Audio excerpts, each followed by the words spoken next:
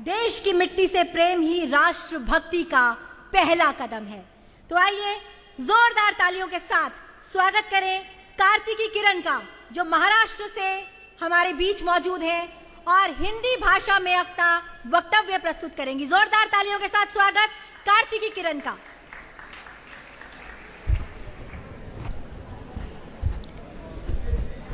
जिनके विचारों से संपूर्ण महाराष्ट्र का निर्माण हुआ, जिनके पराक्रमों ने संपूर्ण राज्य को प्रज्वलित किया, ऐसे राजे छत्रपति शिवाजी महाराज की पावन भूमि महाराष्ट्र का प्रतिनिधित्व करते हुए मैं कार्तिकी किरण दहनकर इस संसद कार्यक्रम में उपस्थित सभी माननीय अतिथियों, अध्यापकों और सभी सम्माननीय सदस्य को सादर प्रणाम करती हूँ, जिनकी दृढ़ इच्छा शक्ति ने बिखरे भारत को एक सूत्र में पिरो दिया, जिनके साहस और नीतियों से आज एकजुट भारत खड़ा है।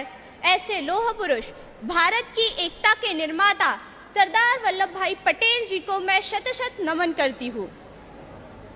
आज का दिन उन महान नेताओं को याद करने का है, जिनकी बदौलत हम गर्व से कहते हैं मैं भारतीय हूँ। साल 1875 गुजरात के नाडियाड में जन्मे सरदार वल्लभ भाई पटेल जी बचपन से ही दृढ़, साहसी और निडर स्वभाव के थे।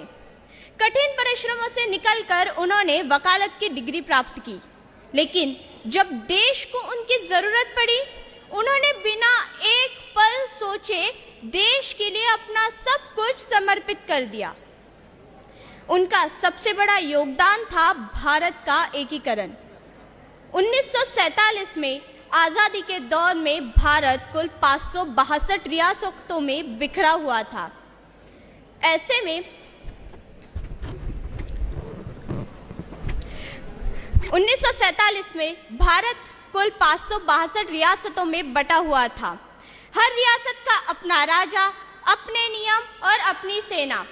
ऐसे में भारत का एक होना लगभग असंभव लग रहा था, लेकिन सरदार पटेल जी ने अपने अद्भुत नेतृत्व, दृढ़ संकल्प और समझदारी से उन सभी रियासतों को भारत माता की गोद में समा लिया। उन्होंने यह साबित कर दिया, अगर नेता सच्चा और निष्ठावान हो तो वह बिखरे हुए देश को भी एक परिवार बना सकता है। साथियों, यही कारण है कि आज हम उन्हें भारत का लौह पुरुष कहते हैं।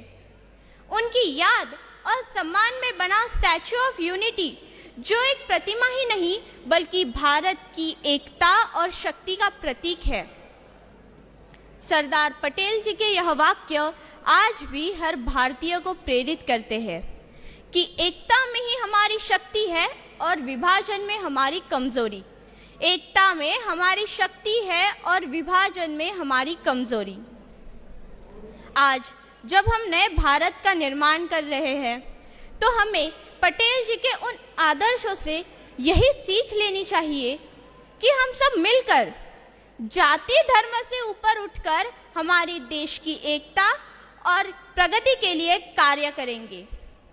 आइए आज हम सब मिलकर यह संकल्प लेते हैं कि हम भी सरदार पटेल जी की तरह अपने जीवन में एकता, ईमानदारी और देशभक्ति को सर्वोपरि रखेंगे।